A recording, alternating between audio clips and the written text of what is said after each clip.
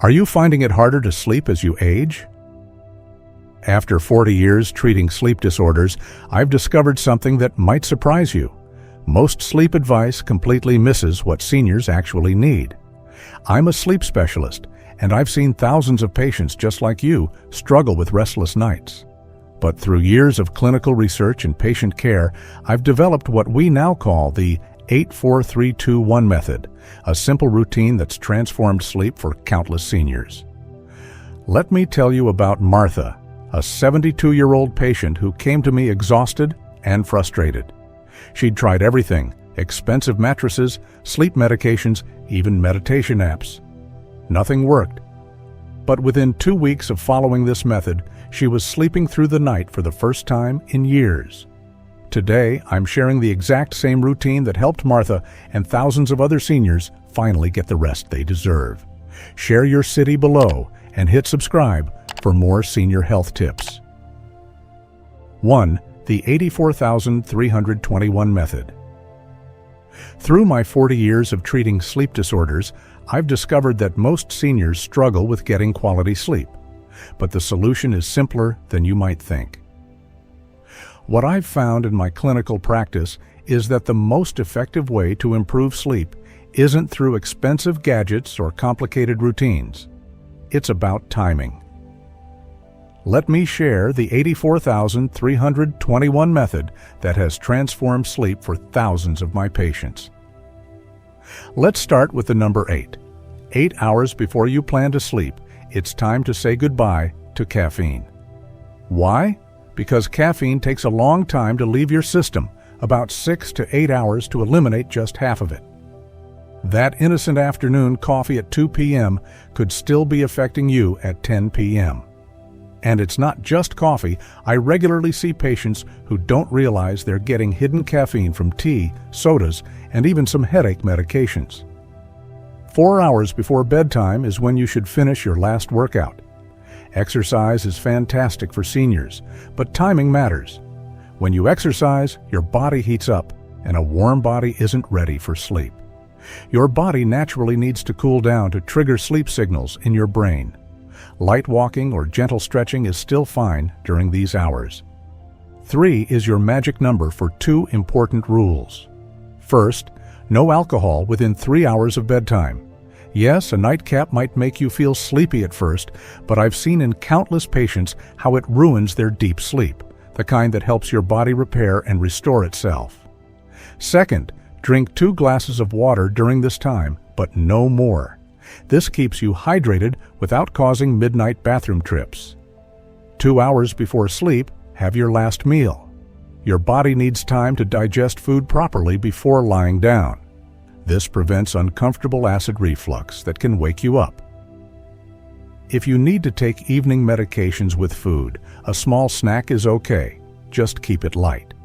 The final hour is your power hour, divided into 3 easy parts. First 20 minutes, take care of any last tasks for tomorrow, like setting out your clothes or checking tomorrow's weather. Next 20 minutes, personal care time. Brush your teeth, wash your face, and use the bathroom even if you don't feel the need. Last 20 minutes, quiet time for relaxation. Read a book, listen to calm music, or simply sit quietly. Let me tell you about Martha, one of my patients who struggled with insomnia. At 72, she'd tried everything from sleeping pills to meditation apps.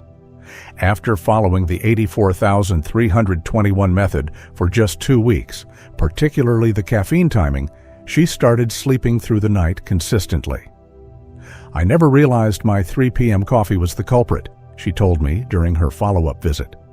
Such a simple change made such a big difference. What makes this method work so well for seniors?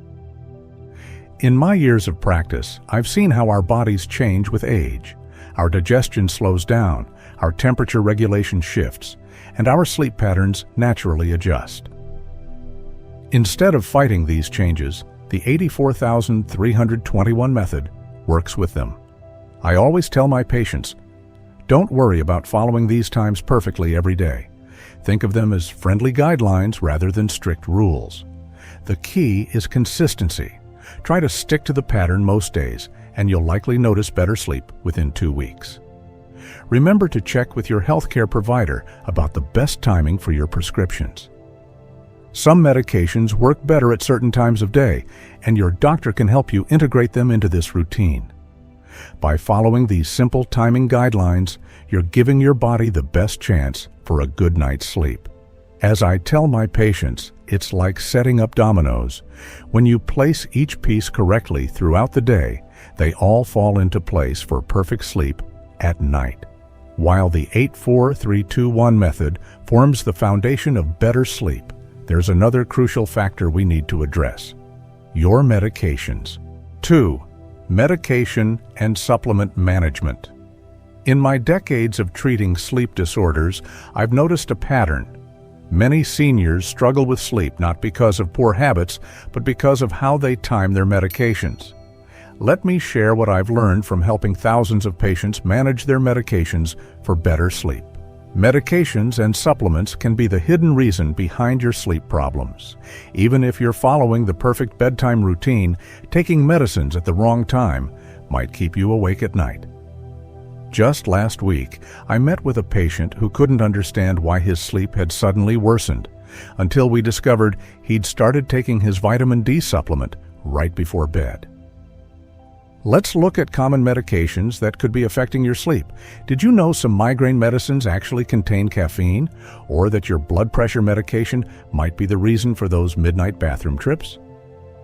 Even your daily vitamins could be the culprit.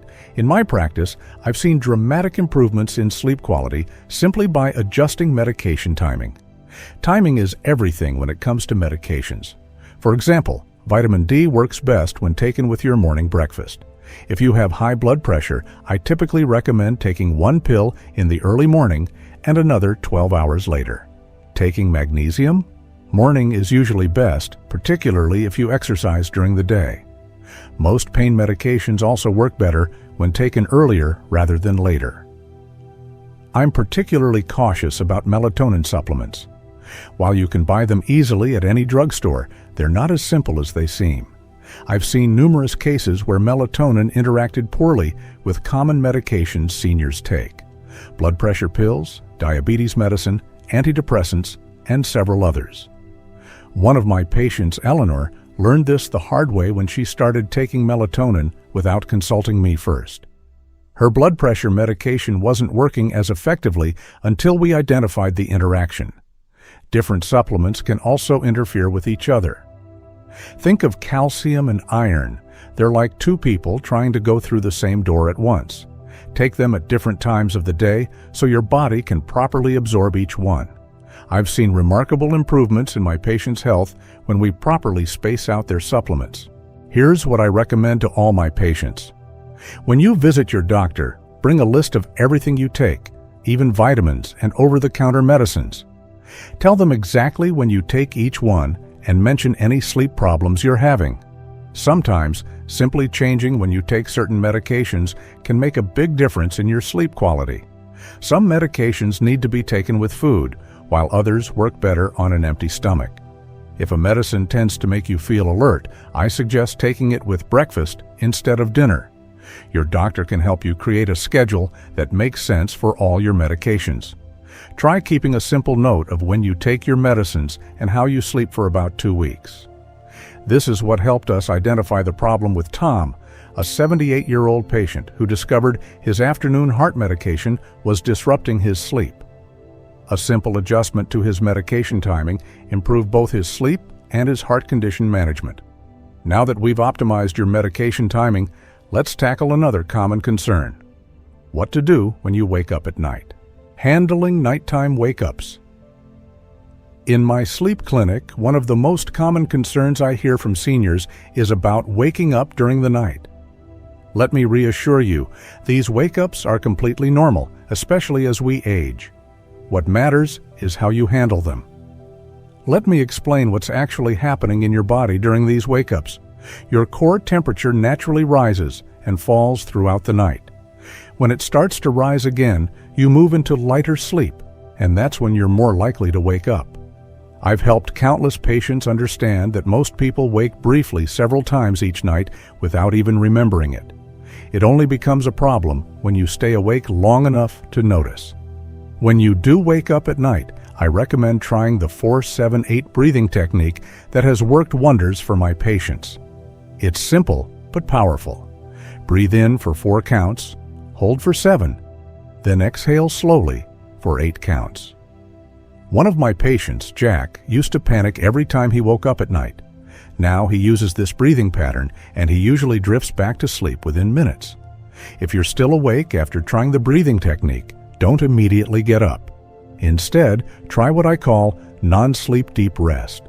Simply lie still in your dark, cool room and focus on relaxing each part of your body. This state of rest can be surprisingly effective. I tell my patients that 1 hour of this relaxation can provide benefits similar to 20 minutes of actual sleep. Sometimes you might need to use the bathroom. That's perfectly normal. I advise my patients to keep the lights dim during these trips and avoid checking their phone or turning on bright lights, which can signal to your brain that it's time to wake up. Use night lights in hallways and bathrooms instead. If you find yourself worrying about tomorrow or thinking about problems, here's a technique that's helped many of my patients. Keep a small notepad by your bed. Write down whatever's on your mind, then tell yourself you'll deal with it tomorrow. As my patient Maria says, it's like giving my worries permission to wait until morning. The worst thing you can do is watch the clock. I always tell my patients to turn their clock away from their bed or cover it up. Checking the time repeatedly only creates anxiety about how much sleep you're losing, making it even harder to fall back asleep. Some of my patients worry that these night wakings mean something's wrong with their sleep. Actually, this pattern of lighter sleep and occasional waking is a natural part of aging. The goal isn't to eliminate these wake-ups completely, but to handle them calmly and return to sleep easily. Remember, if you've been awake for more than 30 minutes, it's okay to get up briefly. But keep activity quiet and minimal. Perhaps sit in a comfortable chair and read something light or listen to soft music. Avoid screens and bright lights. Return to bed as soon as you feel sleepy again. Managing nighttime wake-ups is important, but setting yourself up for success starts with your daily habits. After years of treating sleep disorders, I've learned that getting good sleep isn't just about what you do at night. It's about the choices you make throughout your day. Let me share what I've seen work best for my senior patients. Many of my patients find themselves taking afternoon naps. While napping isn't inherently bad, long naps late in the day can disrupt your nighttime sleep. I remember Ruth, a 76-year-old patient who struggled with insomnia until we adjusted her 3-hour afternoon naps. If you need to nap, keep it short. 20 to 30 minutes is ideal. And try to schedule it before 3 p.m. Think of your energy like a battery that needs to be used up before it can recharge properly at night. Finding your perfect bedtime is crucial. Instead of forcing yourself to go to bed at a specific time because that's what you should do, pay attention to when you naturally feel sleepy. I've found most of my senior patients do best going to bed between 9 p.m. and 11 p.m. But what matters most is consistency. Pick a time that works with your schedule and stick to it, even on weekends. Daily physical activity makes a huge difference in sleep quality. This doesn't mean you need to run marathons. I've seen remarkable improvements in patients who simply commit to regular walking, gardening, or gentle swimming. The key is staying active throughout the day rather than trying to pack all your activity into one session. Your sleep environment matters more than you might think. From my clinical experience, keeping your bedroom cool, around 65 to 68 degrees Fahrenheit, is ideal for most seniors. Invest in good curtains or blinds to block out early morning light, which becomes more disruptive to sleep as we age. Consider using a white noise machine or fan if outside noises bother you. Structure is important for good sleep, especially after retirement when traditional schedules might disappear.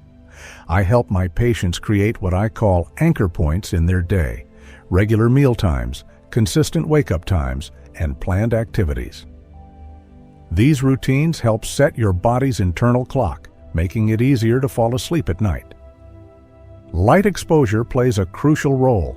I always recommend getting outside in the morning sunlight when possible. Even just 15 minutes helps regulate your body's sleep-wake cycle. One of my patients, David, transformed his sleep simply by having his morning coffee on the porch instead of inside. In the evening, start dimming lights around your home about 2 hours before bed. This signals to your brain that night is approaching. Social connections can also impact your sleep.